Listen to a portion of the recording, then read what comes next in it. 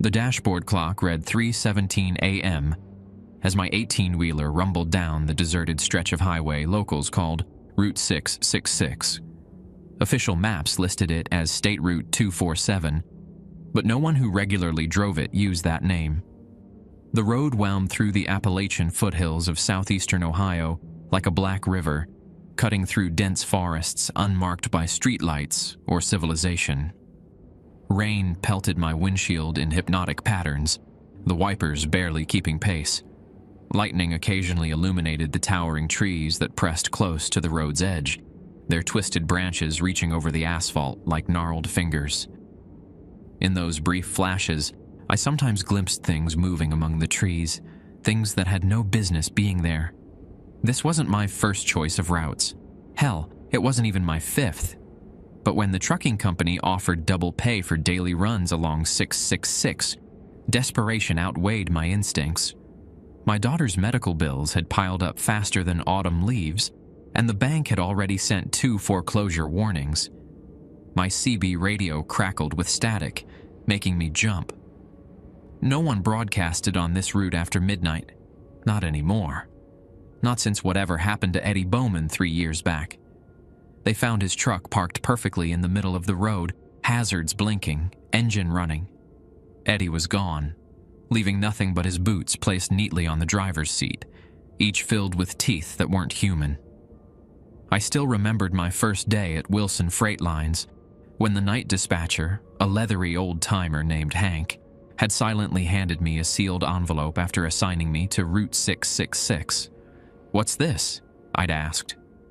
"Rules," Hank had replied, not meeting my eyes. "Read 'em, memorize 'em, follow 'em exactly. Don't ask me to explain 'em." That night in my motel room, I'd opened the envelope to find a handwritten list on yellowed paper. The handwriting changed several times throughout the document, as if it had been added to by different people over many years. Rules for driving, Route 666. Rule 1, drive only between 3 a.m. and 6 a.m. Never begin your route before 3 a.m. or remain on it after sunrise. Rule 2, maintain a speed between 47 to 57 miles per hour. Never go slower or faster, regardless of weather conditions. Rule 3, do not stop for hitchhikers, no matter who they appear to be, including law enforcement, family members, or children. Rule 4, if you see headlights approaching that flash 3 times, pull as far right as possible, close your eyes, and count to 17. Do not open them earlier, no matter what you hear. Rule 5, should your radio turn on by itself, immediately turn it off. Do not listen to any voices or music that comes through. Rule 6, there is a mile marker, 117. State records show the route is only 93 miles long. If you see mile marker 117, do not acknowledge it. Rule 7, if you see a white church on the left side of the road, it isn't there. There has never been a church on Route 666. Rule 8, you may encounter a hitchhiker wearing black between miles 37 to 40. Do not look directly at him, but do not ignore him either. Tip your hat or nod exactly once in greeting as you pass. Rule 9, if you see an animal carcass in the road, drive over it, not around it. What looks like roadkill isn't always dead.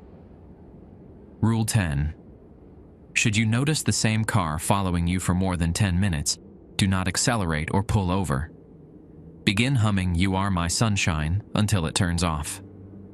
Rule 11, if the temperature inside your cab drops suddenly, recite your full name 3 times clearly. Rule 12, never answer your phone while on Route 666, even if the caller ID shows someone you know. Rule 13, if you arrive at your destination before 5:45 a.m., remain in your truck with doors locked until exactly 5:45 a.m., no matter what you see or hear outside. I'd laughed after reading it that first night, convinced it was some kind of hazing ritual for new drivers. A week later, after my first encounter with the man in black at mile 38, I stopped laughing. Tonight marked my 37th consecutive run on Route 666, The load of industrial chemical containers in my trailer needed to reach Columbus by morning. The rain intensified as I checked my speedometer. 52 miles per hour. Perfect. Not too fast, not too slow, just as the rules required. As lightning flashed again, I caught a glimpse of something standing at the upcoming bend in the road. A hitchhiker, thumb extended, wearing what looked like an Ohio State Highway Patrol uniform. I tightened my grip on the steering wheel. Rule 3 was about to be tested again. The officer stood motionless in the rain, water streaming off his campaign hat. As my headlights illuminated him, his face remained unnaturally shadowed despite the direct light. One hand extended with his thumb up. The other rested on what appeared to be a standard-issue sidearm. Rule 3 echoed in my mind. Do not stop for hitchhikers, no matter who they appear to be, including law enforcement, family members, or children. I maintained my speed at exactly 52 miles per hour, knuckles white on the steering wheel.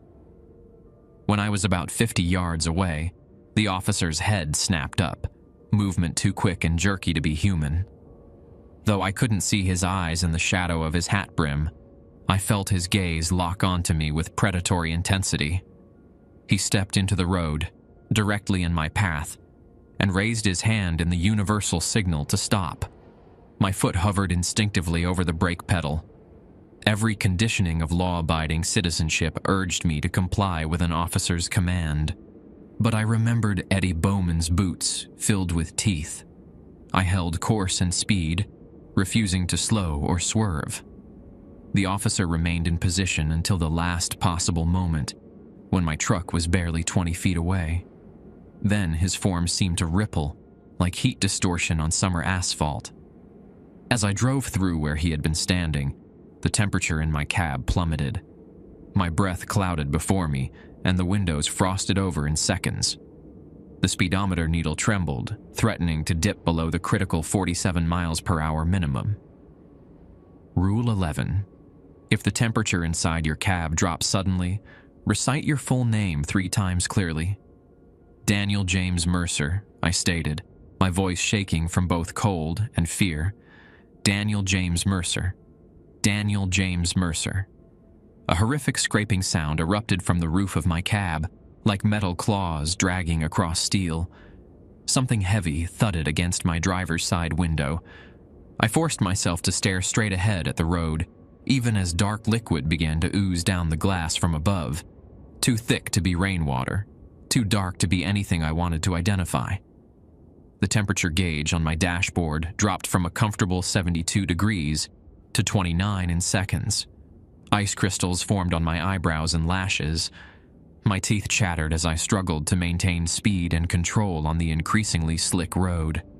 You should have stopped. The voice came from directly behind my seat, where no one should have been. It sounded like gravel being crushed, like a voice that had forgotten how to be human. Badge means stop. Law means stop. I kept my eyes locked on the road ahead. This wasn't the first time one of the Roots entities had made it into my cab. Acknowledging them only gave them power. Something cold and damp pressed against the back of my neck. Fingers, but too numerous and jointed in ways human fingers couldn't bend. The stench of rot and wet earth filled the cab. "Look at me!" the voice roared, the sound distorting my radio and causing my headlights to flicker. Instead, I began humming, "You Are My Sunshine," drawing from Rule 10, even though this wasn't precisely the scenario it described. The old drivers had told me that particular tune was anathema to the things that haunted Route 666, though no one knew why. The humming seemed to work. The pressure on my neck vanished, and the temperature began to climb back toward normal. The scraping on my roof ceased. When I dared to glance at my side mirror, I saw a figure in the road behind me, the officer standing perfectly still, growing smaller as I drove away. Even from a distance, I could see he was no longer in a human stance. His limbs bent at impossible angles. His head rotated 180 degrees to watch my departure. As I rounded the next curve, my radio suddenly blared to life at maximum volume.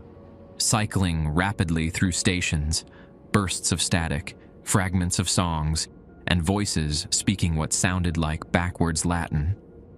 Rule 5. Should your radio turn on by itself, immediately turn it off. Do not listen to any voices or music that comes through. I slapped the power button, silencing the chaos. The remaining ice on my windows began to melt as the cab temperature normalized. I checked my speedometer, 49 miles per hour, still within parameters. According to my odometer, I was approaching mile 37. The domain of the man in black mentioned in Rule 8. After the highway patrolman, I wasn't eager for another encounter. But the rules were clear. This particular entity needed to be acknowledged, not ignored. The rain had tapered to a drizzle, and patches of mist hovered over the asphalt ahead, illuminated in my headlights like ghostly islands. I rolled down my window an inch, and the smell of the forest infiltrated my cab. Pine and loam, but with an underlying metallic tang that reminded me of old pennies. Mile marker 37 appeared in my headlights, reflective numbers gleaming. I slowed marginally to 50 miles per hour and began scanning the roadside for a figure in black. The stretch between miles 37 and 40 was the most consistently nerve-wracking part of my nightly run.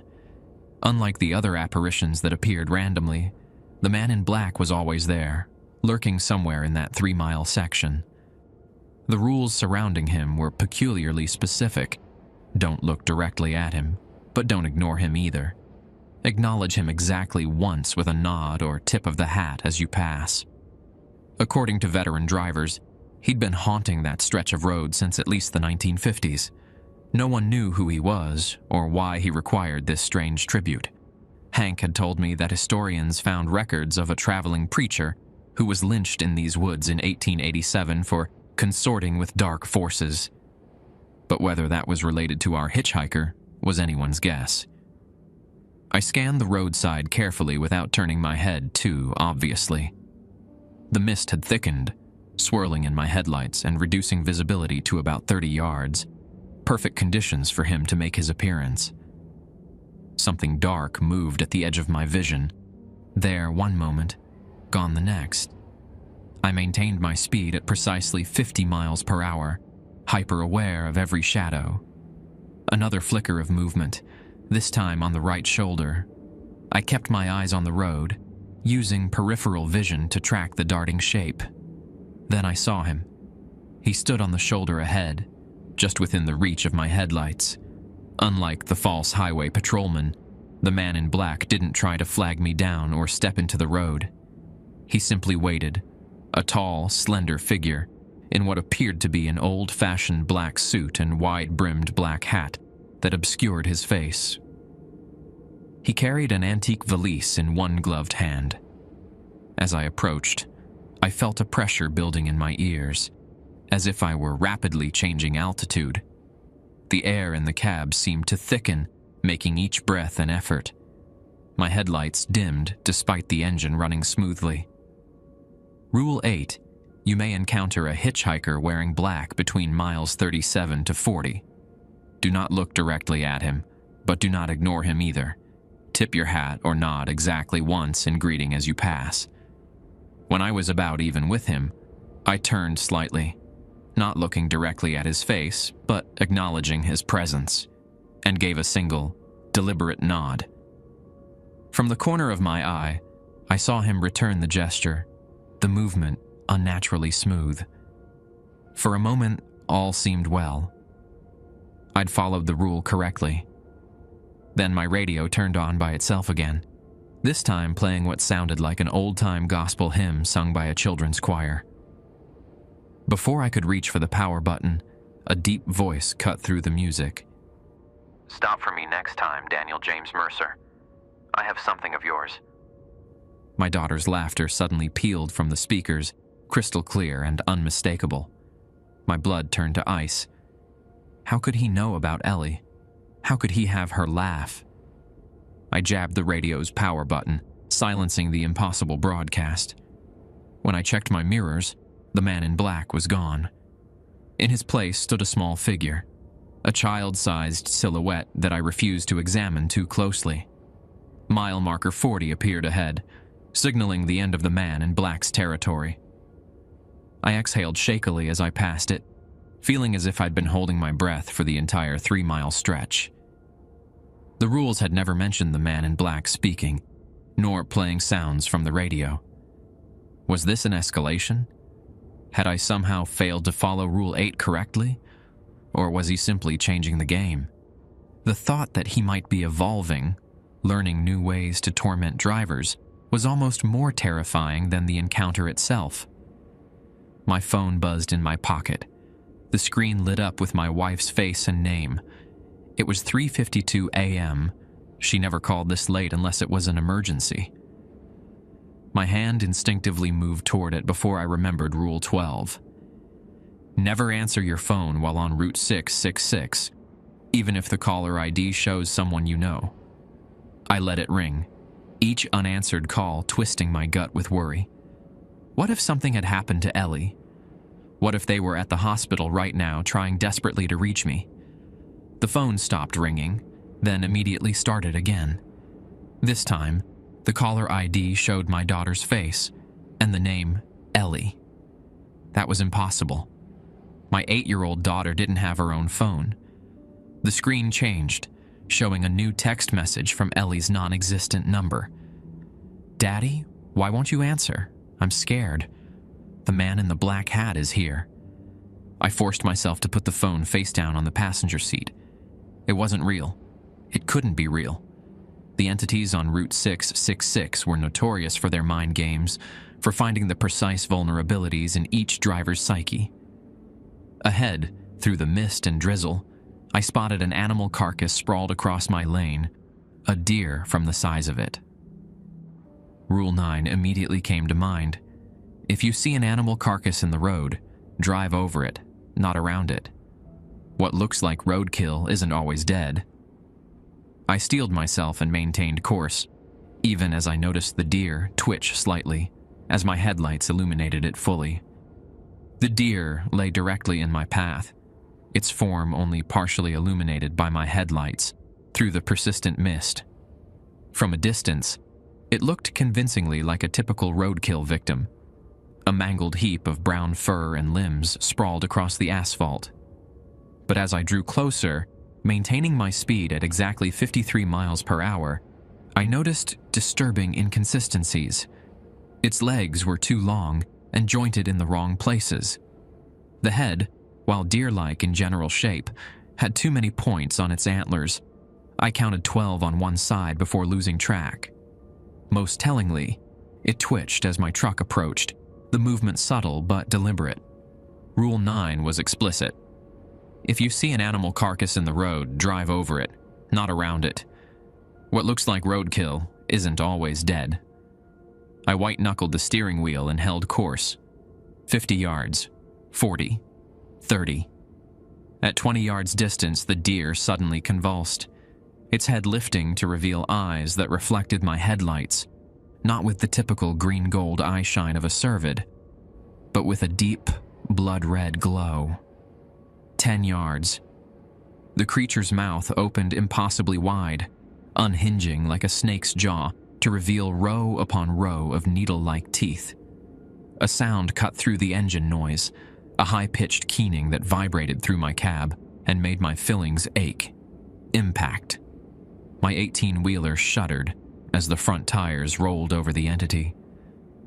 I felt resistance, far more than a deer-sized creature should provide, as if the thing had anchored itself to the asphalt.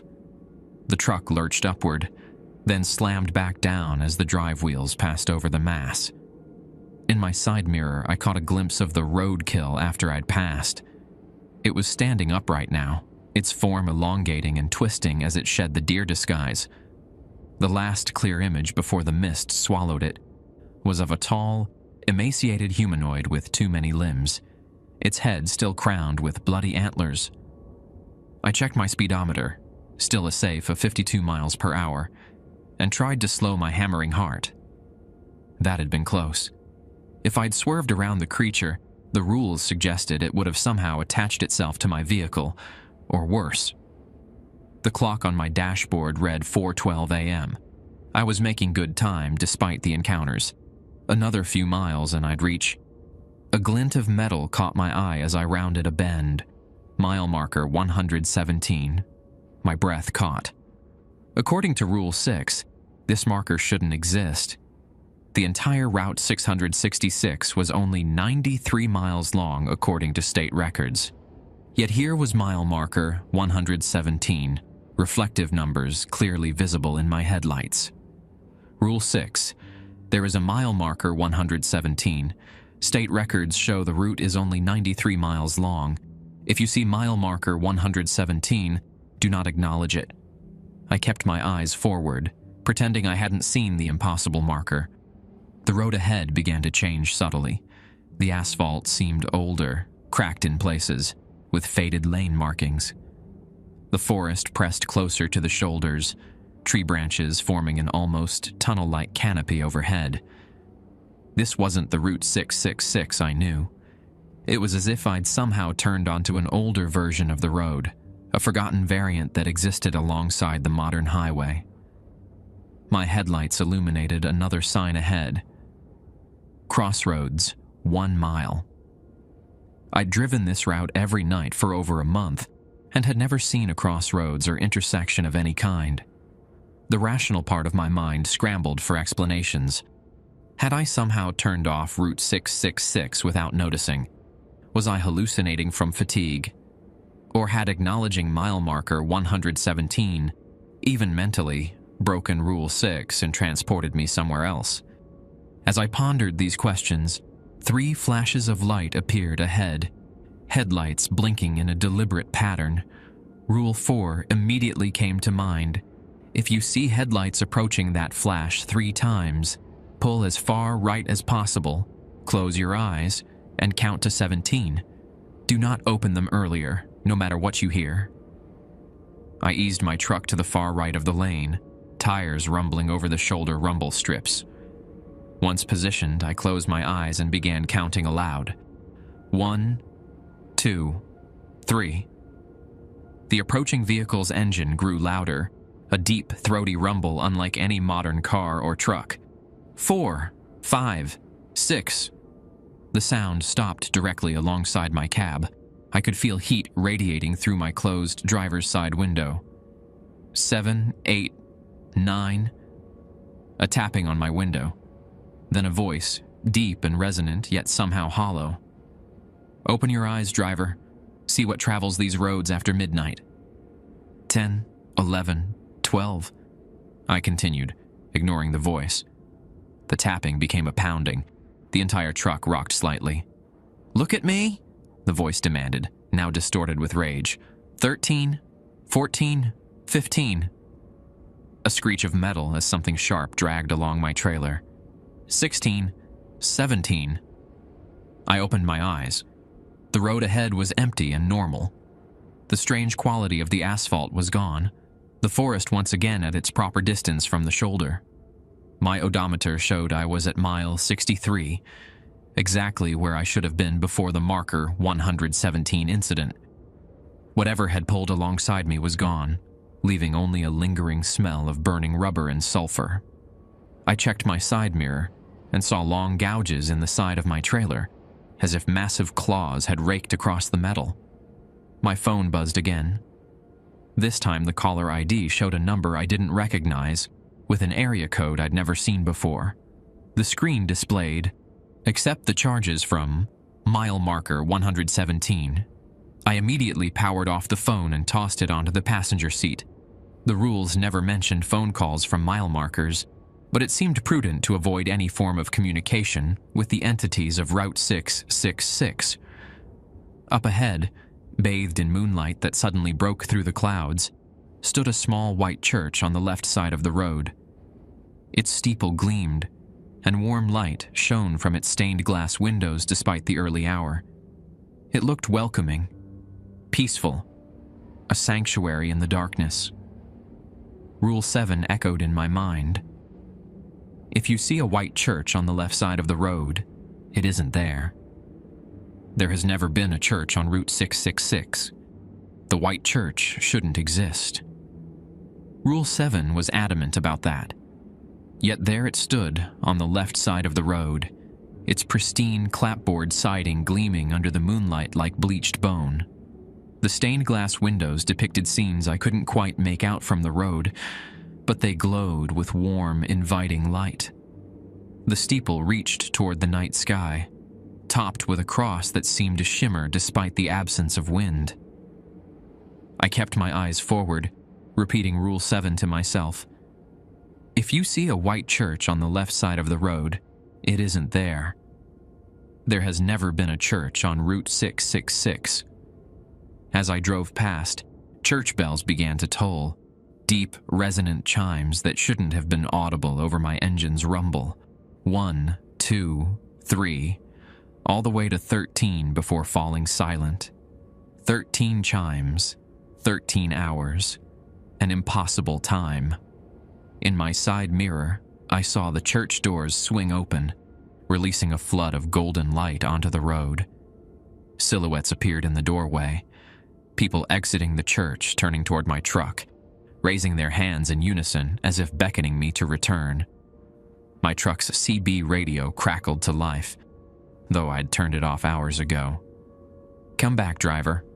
The voice sounded elderly, gentle, a kindly pastor inviting a lost soul to worship. "Services are just beginning. We've saved you a seat in the front pew." I kept driving, maintaining my speed at exactly 54 miles per hour. Not too fast, not too slow. "Your daughter is here," the voice continued, its kindly tone never wavering. "Ellie misses you. She wants you to join our congregation." My hands trembled on the steering wheel. They always knew exactly what buttons to push. Turn around. Last chance for salvation. The voice changed suddenly, multiplying into a chorus of speakers. Last chance before the harvest.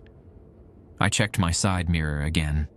The church was still visible much further back than it should have been given my speed.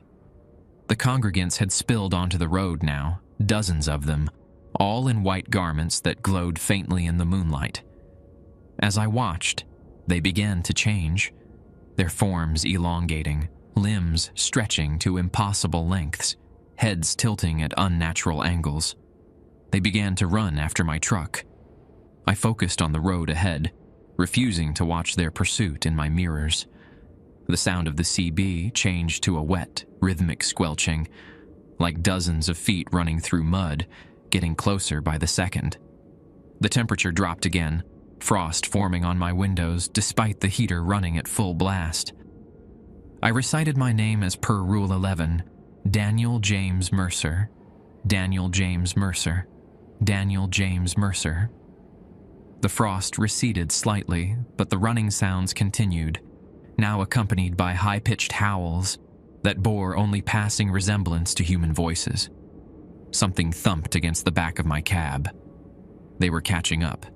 Ahead, I saw Salvation, a cattle crossing grate embedded in the asphalt. Local legends said iron repelled the entities of Route 666, and I'd noticed the running sounds always stopped at these grates during previous encounters. My truck rumbled over the grate, steel wheels clanging against iron. The howling behind me rose to a fever pitch, then abruptly ceased. In my mirror, I saw the white church shimmer like a mirage before vanishing completely, taking its congregation with it. I released a breath I hadn't realized I was holding. The clock read 4:37 a.m., less than 90 minutes until sunrise, when the road would return to normal, or as normal as it ever got. My relief was short-lived. Headlights appeared in my rearview mirror, a single vehicle maintaining the same speed as my truck, staying exactly the same distance behind me. It had been following for several minutes now, never gaining or falling back. Rule 10 clicked into my mind. Should you notice the same car following you for more than 10 minutes, do not accelerate or pull over. Begin humming "You Are My Sunshine" until it turns off. I began humming the cheerful tune, trying to focus on the melody rather than the persistent headlights behind me.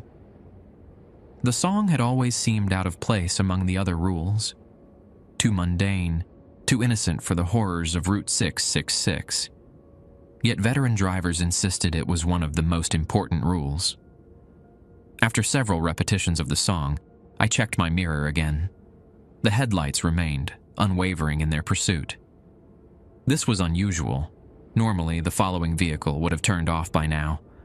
I hummed louder, more deliberately, watching as the headlights suddenly expanded, growing brighter and separating into multiple pairs. What had been one vehicle was now 3, then 5, then dozens. A convoy of light stretching back as far as I could see. Sweat beaded on my forehead despite the lingering chill. This was new. This was wrong. The rules weren't working as they should. A horn blared from the lead vehicle. Not a standard automotive horn, but something that sounded like a brass instrument played by inhuman lungs. The other vehicles joined in, creating a discordant symphony that penetrated my cab despite the closed windows. I couldn't outrun them. Rule 2 forbade exceeding 57 miles per hour. I couldn't pull over. Rule 10 explicitly prohibited that. All I could do was continue humming "You Are My Sunshine" and hope that whatever was happening would resolve itself according to the road's twisted logic. The lead vehicle accelerated suddenly, pulling alongside my truck. It wasn't a car or truck as I'd assumed, but something resembling an antique hearse, black, with ornate silver scrollwork along its sides and small curtained windows. The windows in the passenger compartment were illuminated from within by a sickly green light. The hearse paced me exactly, matching my speed of the precise 55 miles per hour I'd settled on. The driver's window rolled down smoothly, revealing darkness where a face should have been.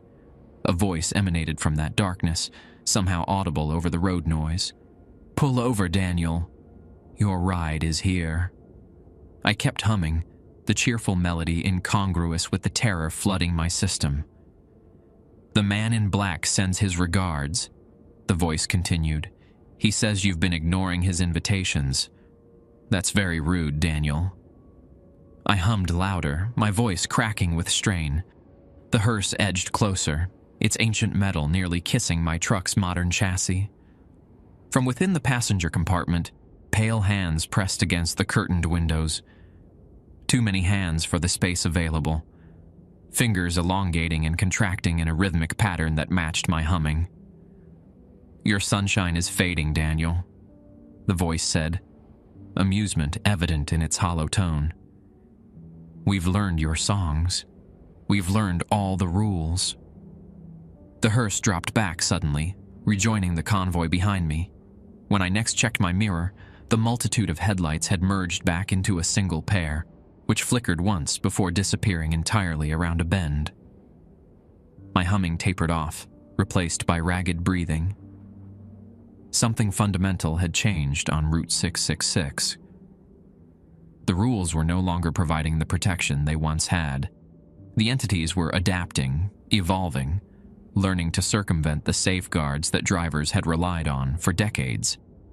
As if confirming my fears, my GPS suddenly powered on, displaying a route I hadn't programmed. The mechanical voice spoke. "Recalculating.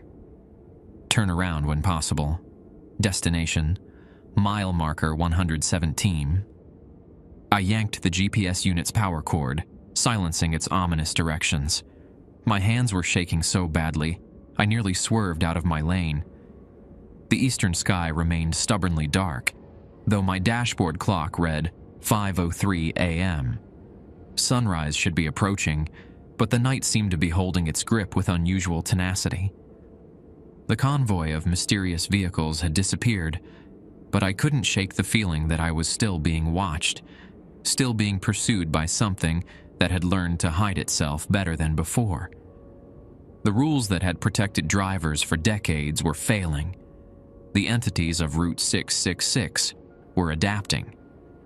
I forced myself to focus on the immediate goal, maintaining speed between 47 to 57 miles per hour, and making it to my destination. According to my calculations, I should reach the Columbus delivery dock by 5:30 a.m., well before the 6 a.m. cutoff mentioned in Rule 1. Once there, I'd need to follow Rule 13. If you arrive at your destination before 5:45 a.m., remain in your truck with doors locked until exactly 5:45 a.m., no matter what you see or hear outside. The road ahead curved sharply around a hillside, revealing a sight that made my blood run cold. A tractor trailer lay on its side across both lanes, emergency lights flashing weakly. The wreck completely blocked the highway, making passage impossible without leaving the road entirely. I eased off the accelerator, dropping to the minimum allowed 47 miles per hour, while I assessed the situation. There was no rule specifically addressing roadblocks or accidents. Did I need to maintain my speed and find a way around? Or was slowing below 47 miles per hour permissible in this scenario? As I drew closer, I noticed disturbing details about the crash. There were no skid marks leading to the overturned truck, no debris field as would be expected from a high-speed accident. The cab was undamaged, despite the trailer lying on its side. Most telling of all, there were no emergency responders despite the flashing lights. This wasn't a real accident. It was a trap. I checked my speedometer. 47 miles per hour exactly. If I slowed further to navigate around the wreck, I'd break Rule 2. If I maintained speed, I'd crash directly into it. Neither option seemed survivable. In desperation, I scanned the rules again in my mind, looking for loopholes or exceptions. Rule 10 prohibited pulling over when followed, but said nothing about other circumstances. Perhaps I could stop briefly, then accelerate back to the safe range. That felt wrong. The rules existed for a reason, even if that reason wasn't always clear. As I rapidly approached the overturned truck, I noticed something else. The crashed vehicle's logo matched my own company's. The truck number painted on the cab was 117, the impossible mile marker number. This wasn't just any trap. It was meant specifically for me. With 50 yards to go and no clear solution, I made a decision. I'd maintain my speed, but use the narrow shoulder to squeeze past. It would be tight, with barely inches between my truck and the wrecked trailer, but it might allow me to both follow Rule 2 and survive. At 30 yards, the driver's door of the overturned cab swung open. A figure pulled itself out, a mirror image of myself, down to the blue cap and flannel shirt I was currently wearing. My doppelganger stood in the road, watching my approach with black, empty eye sockets. 20 yards. I held course for the narrow gap between the wreck and the guardrail, maintaining exactly 47 miles per hour. My double raised its arms, mouth opening impossibly wide as if to swallow my oncoming truck whole. 10 yards. I braced for impact, unsure if my plan would work or if I was driving to my doom. The clock on my dashboard flickered, digits scrambling before settling on 5:17 a.m. The instant before I reached the wreck, reality shifted. The overturned truck and my doppelganger vanished like smoke, leaving only empty highway before me. I swerved back into my lane. In my rearview mirror, I saw something massive moving in the forest behind me. A shadowy form that seemed to flow between the trees, keeping pace with my truck despite its size. Whatever it was far larger than any natural animal, its shape constantly morphing as it pursued me. The forest gave way to open farmland as I approached the outskirts of Columbus. Civilization, such as it was at 5:20 a.m., began to appear. The occasional farmhouse with lights on, a gas station with its fluorescent glare cutting through the darkness. The presence behind me seemed to hesitate at the forest's edge before retreating back into the tree line. The delivery dock appeared ahead, a welcome sight after the night's horrors. I pulled into the loading area at exactly 5:28 a.m., 17 minutes before the safe time specified in Rule 13.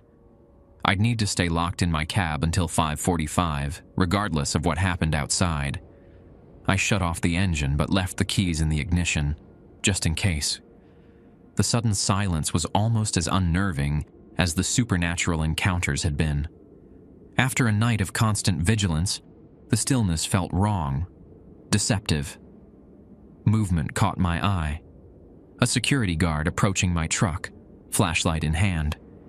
He wore the standard uniform of the distribution center, his ID badge clearly visible, his face normal and human in the harsh security lights. He gestured for me to roll down my window.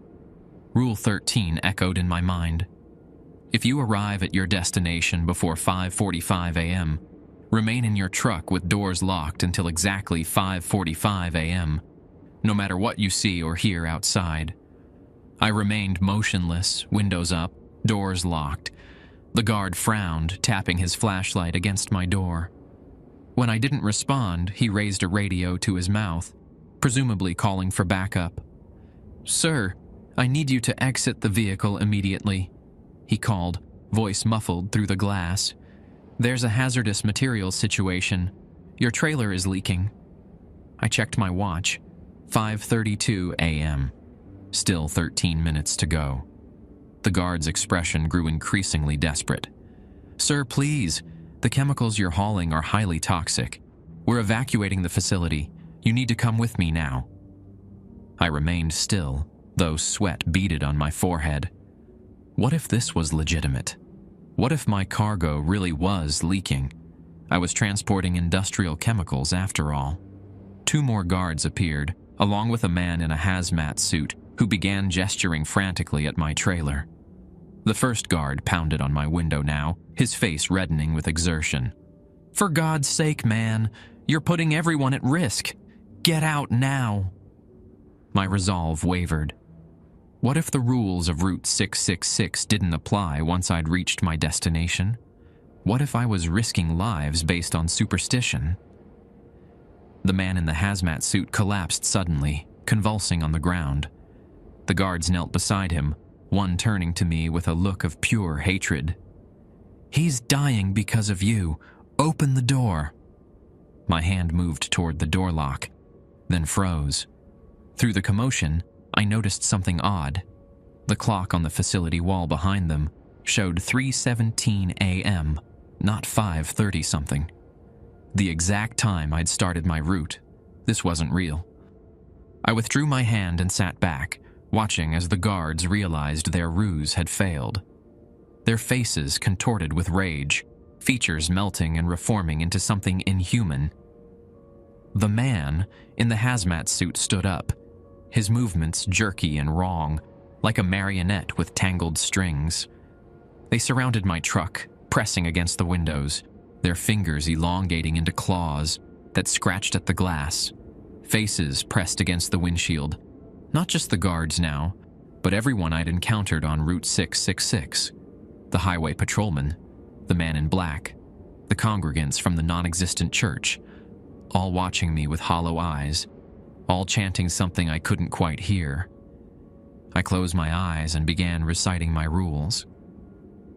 The scratching intensified, accompanied by the sound of metal groaning under pressure. My truck rocked slightly, as if something massive was leaning against it. After what felt like hours but was likely only minutes, my watch beeped softly. 5:45 a.m. I opened my eyes. The loading dock was normal and empty. No guards, no hazmat suits, no supernatural entities. Just the early morning light beginning to touch the eastern sky. Rule 13 had saved my life, just as the other rules had throughout the night. But the entities were getting smarter, their deceptions more elaborate. How long before they found a way around every rule? How long before the thin barrier between their world and ours collapsed entirely? As I climbed down from my cab on shaky legs, I noticed something tucked under my windshield wiper. A folded piece of paper identical to the one Hank had given me with the original rules. I opened it cautiously. Inside was a single new rule written in fresh ink. Rule 14. The rules are changing. We're changing them. Next time, there will be no sunrise. I stuffed the ominous note into my pocket with trembling hands and began the unloading process. The distribution center had come alive with the morning shift. Forklift operators, inventory managers, and shipping clerks bustling about their business. Normal people doing normal jobs, oblivious to the nightmarish world that existed just a few hours and miles away on Route 666. After completing the delivery paperwork, I headed to the driver's lounge to catch a few hours of sleep before my return journey. The thought of going back made my stomach clench, but I had little choice. My daughter's medical treatments weren't getting any cheaper, and the double pay for the Route 666 run made the difference between keeping our house and losing it. I couldn't sleep. Every time I closed my eyes, I saw the guards outside my truck, their faces melting into inhuman configurations. I saw mile marker 117 gleaming in my headlights. I saw the man in black, waiting patiently by the roadside for my next passing. At noon, I gave up on rest and headed to the small diner adjacent to the distribution center. The place was frequented by truckers and warehouse workers, its vinyl booths worn smooth from decades of use. I slid into my usual corner booth and ordered coffee strong enough to dissolve a spoon. Rough night? The waitress, Doris, had served me enough times to recognize the signs of Route 666 in my face. The hollow eyes, the slight tremor in my hands, the way I positioned myself to see all exits. You could say that. I didn't elaborate. Those who knew about the route knew better than to ask for details. "Got someone asking about you earlier?" Doris said as she topped off my coffee. "Older guy, funny accent, left a message case you came in." She handed me a napkin with spidery handwriting covering one side. The message was brief, but chilling. Rules changing. "Need to talk. Riverside Motel, room 13. H. Had to be Hank, the night dispatcher who'd given me the rules in the first place. But why would he be in Columbus? And why the cryptic message about rules changing, echoing the note I'd found on my windshield? I finished my coffee, left cash on the table, and headed out. The Riverside Motel was a seedy establishment by the Scioto River, the kind of place that rented rooms by the hour and didn't ask questions. It took me 20 minutes to find it, tucked between abandoned warehouses on the city's west side. Room 13 was at the far end of the building, partially hidden by overgrown shrubs. I knocked 3 times, hand instinctively positioned to reach for the knife in my pocket if needed. The door opened a crack, revealing a sliver of Hank's weathered face. "You followed," he said, voice raspy with age and cigarettes. "Good, getting quick." I stepped inside, immediately assessing the dingy room for threats and exits. Hank had transformed the space into something resembling a war room. Maps covered one wall, detailed surveys of Route 666, with annotations in red marker and post-it notes. The opposite wall held newspaper clippings about accidents and disappearances along the route, dating back to the 1940s. "Been trying to reach you," Hank said, securing multiple locks on the door. "Phone calls don't work on the route anymore. They listen now." "What's happening, Hank?" "The rules aren't working like they used to. The things out there, they're evolving," he finished, shuffling to a table covered with ancient-looking books. "Getting smarter, finding loopholes." He picked up a leather-bound journal and handed it to me. This belonged to the first night dispatcher at Wilson Freight, started in 1938, before the route was even called 666. Back then, there was only one rule: don't drive it at night. I opened the journal carefully, its pages yellowed and brittle. The earliest entries described strange sightings along the route, shadows that moved independently of their casters, animals with too many limbs, travelers who spoke in tongues unknown to man. "What changed?" I asked, flipping through decades of increasingly disturbing accounts. "Progress." Hank spat the word like a curse. "Road got expanded in 52, cut through an old burial ground deeper in the woods. Native American mostly, but older things too. things that were buried with specific rituals to keep them bound. He pointed to the most recent section of his wall map. Construction last year widened the shoulder here, between miles 37 and 40, the man in black's territory. They disturbed something else? Worse, they broke the last binding. Hank pulled out a faded photograph showing a large stone partially buried in the earth near the roadside.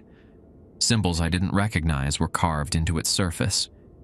County engineers removed it, thought it was just an old property marker.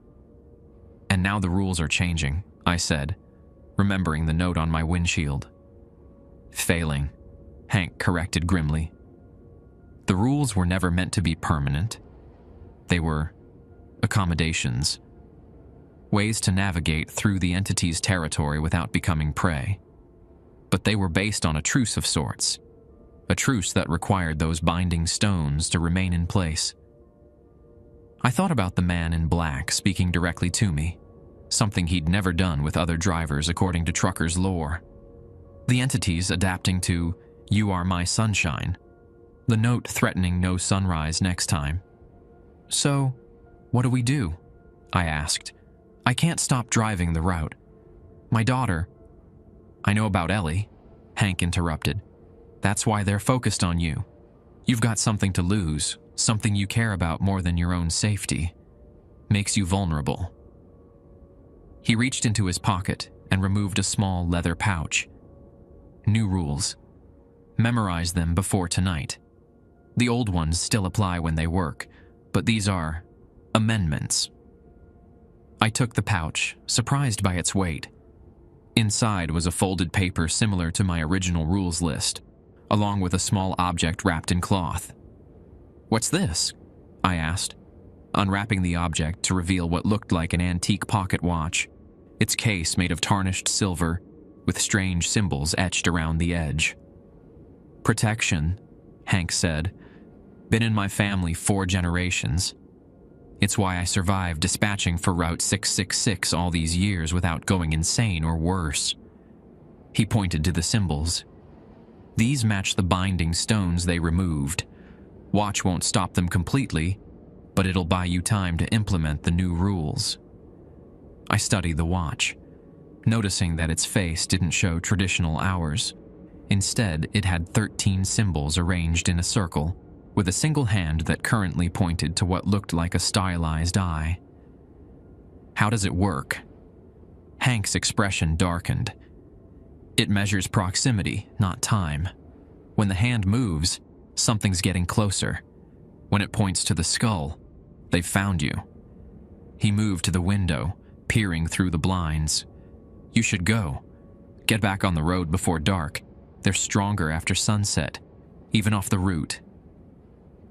As I rose to leave, Hank grabbed my arm with surprising strength for his age. "One more thing," he said, voice dropping to a whisper. "The man in black. If he speaks to you again, don't just nod. Ask him what he wants. It's a risk, but..." He trailed off, glancing nervously at the door. "But what?" "But he might be the only one who can restore the bindings. He's not like the others. He's a keeper of sorts. Enforces the old agreements when they're broken." "Why would he help us?" Hank's tired eyes met mine. "Because what's breaking through now is something even he fears. Something from deeper down." A heavy knock at the door made us both jump. 3 loud, deliberate knocks that seemed to shake the entire room. Hank's face drained of color. "They found me," he whispered. "Go out the bathroom window, now, and whatever you do, don't look back until you reach your truck." "But go," he hissed, pushing me toward the bathroom as the knocking came again, more insistent. I hesitated, unwilling to leave the old man to face whatever was outside. "They can't take me if I don't let them in," Hank assured me, though his trembling hands suggested less confidence than his words. "But they'll take us both, if you don't get that watch back to the route by nightfall." Another series of knocks, followed by a voice that chilled me to the bone. My daughter's voice, calling plaintively through the door. "Daddy? Why won't you open the door? The man in the black hat said you're in there." Hank's eyes widened in terror. "They shouldn't be able to do that off the route," he whispered. "They're getting stronger faster than I thought. Go. I'll hold them as long as I can." I climbed through the bathroom window, the antique watch clutched in my hand, my daughter's voice, or something wearing her voice, still calling behind me. As I ran toward my truck in the motel parking lot, I heard the door to room 13 splinter open, followed by Hank's scream, a sound abruptly cut short, leaving only silence in its wake. I pushed my truck to its limit on the return journey, racing the setting sun. The new rules Hank had given me were folded in my pocket, still unread. The antique watch lay on the passenger seat, its single hand hovering between symbols I couldn't interpret. My phone rang, my wife's real number.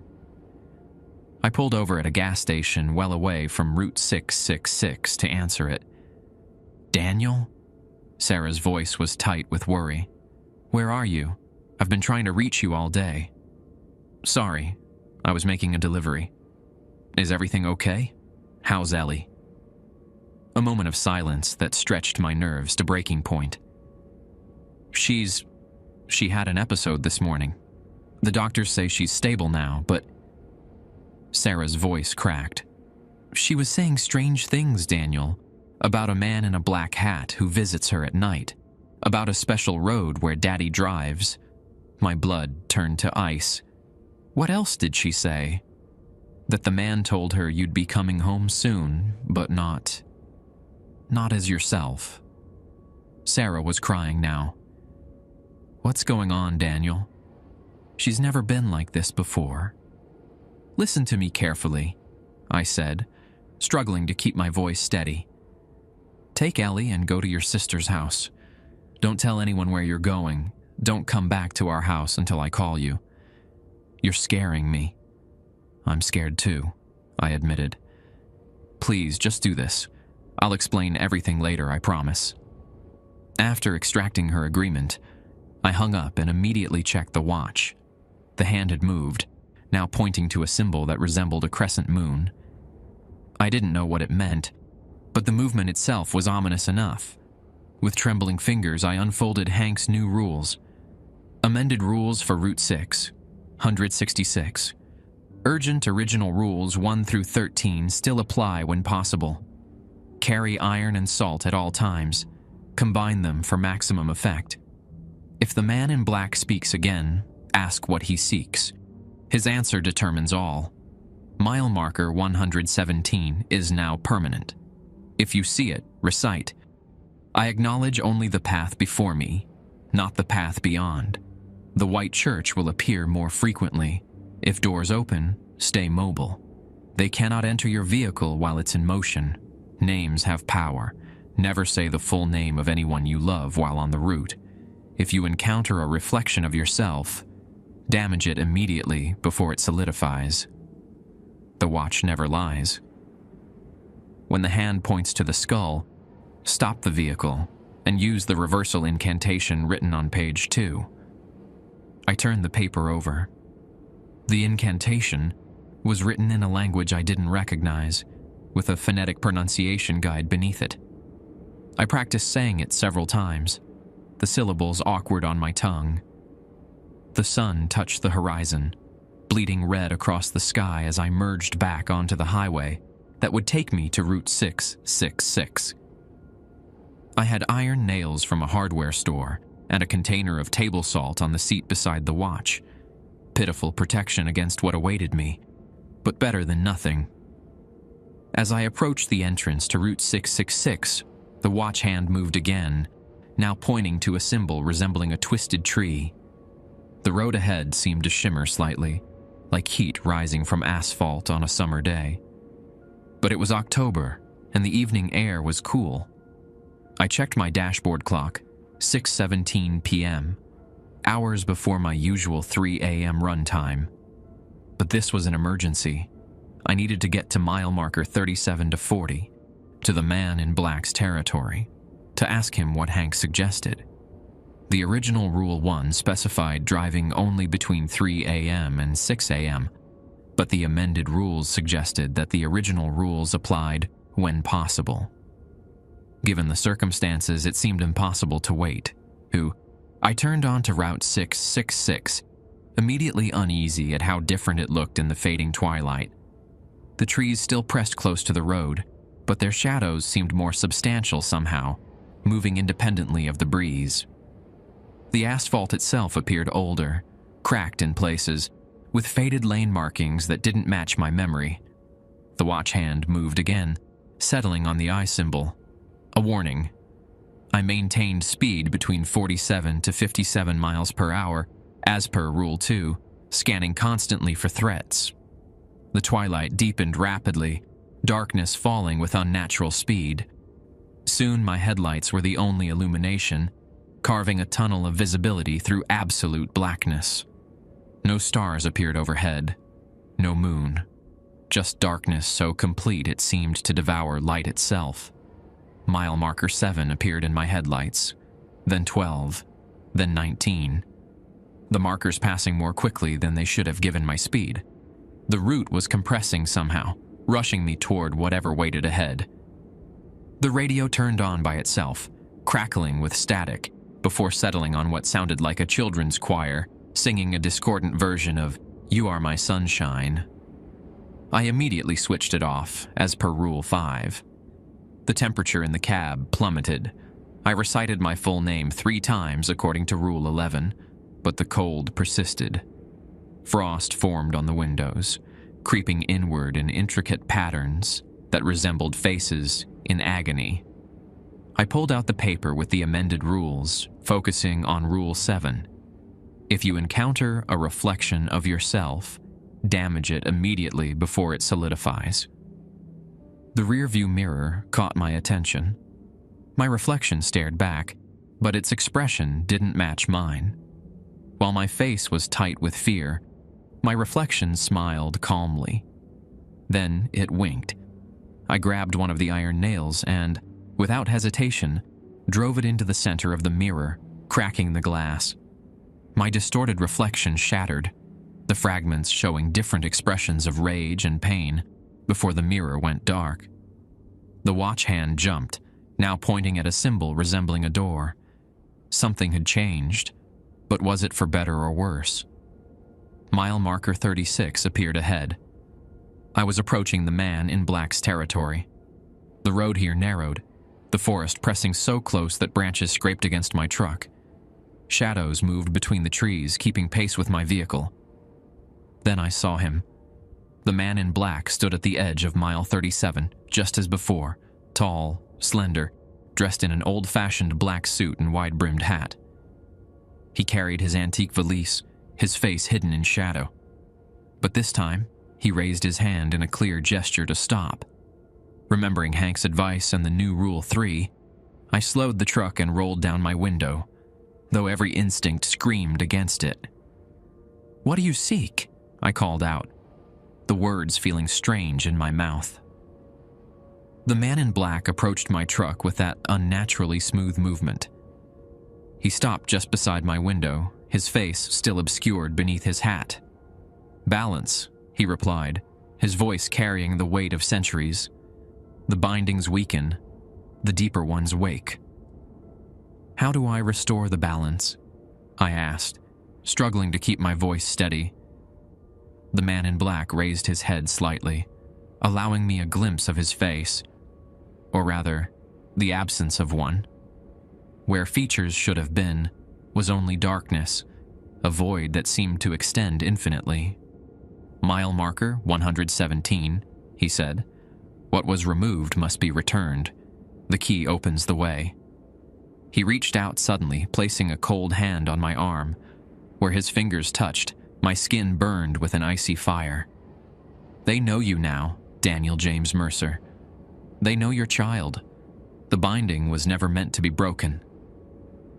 I looked down at my arm, seeing 5 black marks where his fingers had touched, marks that resembled the symbols on the watch. "The watch," I gasped in realization. "It's not just protection, it's a key." The man in black inclined his head slightly. The dispatcher knew, as his ancestors knew, one binding remains. It must be placed where the stone once stood. And if I do this, my family will be safe? Nothing is safe, the man in black replied with terrible finality. But the balance may be restored, for a time. With that, he stepped back from my truck, his form already beginning to fade at the edges. Beware the mile marker. They gather there now, feeding on the breach. What you see will test your sanity. As he vanished completely, the watch hand on the passenger seat moved one final time, pointing directly at the skull symbol. Warning or destiny, I couldn't tell, but I knew where I needed to go.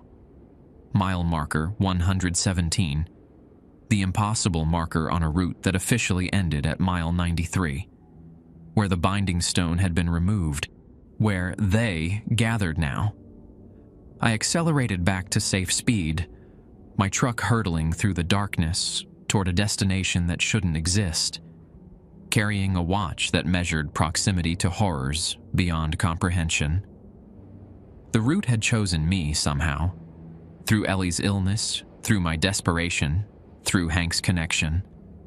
I was being led inevitably toward mile marker 117, toward whatever waited in the breach.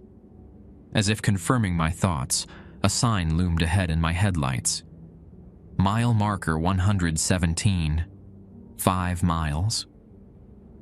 The watch began to vibrate on the seat beside me, the hand spinning rapidly around its face, passing over the skull again and again.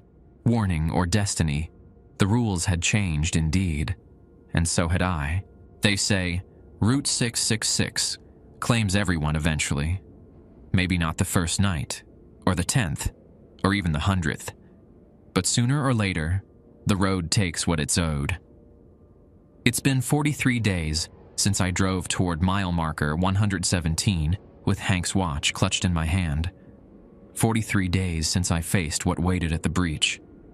The authorities found my truck abandoned at mile 88, engine running, driver's door open. They found my logbook with meticulous records of routes driven, deliveries made, rules followed. They found no trace of me. But I'm still here in a way. The binding is restored. The watch is embedded in the earth where the stone once stood, between miles 37 and 40, in the man in black's territory. The symbols on its face glow faintly on moonless nights, visible only to those who know to look for them. The balance, as the man in black called it, has been temporarily restored. The price was high, higher than I could have imagined. Sarah and Ellie are safe. Ellie's condition improved dramatically the night the binding was restored. Her doctors called it a miraculous remission.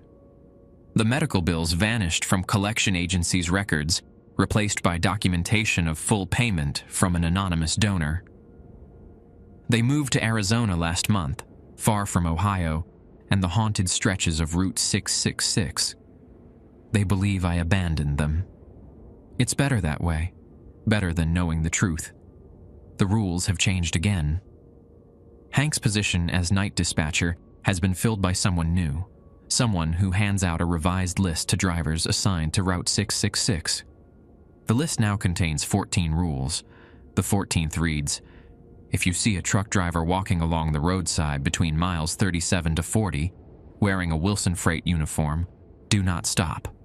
Do not speak to him. He is where he belongs. I'm not entirely human anymore. Not entirely gone. I exist in the in-between, a guardian of sorts, part of the binding itself. The watch that was once in my possession is now part of me. Its mechanisms merged with what remains of my consciousness. I walk the road nightly, particularly in the man in black's territory. We have an understanding now, he and I. We're both guardians of a boundary that was never meant to be crossed. Both bound to Route 666 by choices made long ago. Sometimes when a truck passes and the driver gives the required nod to the man in black, I catch a glimpse of their face. I see the fear, the determination, the desperate need that keeps them driving this cursed route night after night. I see myself as I once was. The deeper ones still stir beyond the breach, testing the binding, seeking weaknesses. The white church appears more frequently now, its bells tolling 13 hours into the darkness. The eyeless hitchhikers in patrol uniforms multiply. The rules continue to adapt because they must. New drivers still receive the list, still memorize the guidelines that might keep them alive until dawn. Some survive, some don't. The road always claims its due. If you ever find yourself assigned to Route 666, know this: the rules are written in blood and necessity. Follow them exactly. And if you pass mile marker 37 and see a figure in a Wilson Freight uniform walking alongside the man in black, don't slow down. Don't speak to me. I am where I belong, paying the price for those I love, keeping the balance for one more night. This is my route now, forever stretching before me, never reaching dawn. These are my rules now, written in what remains of my soul, and the road goes on.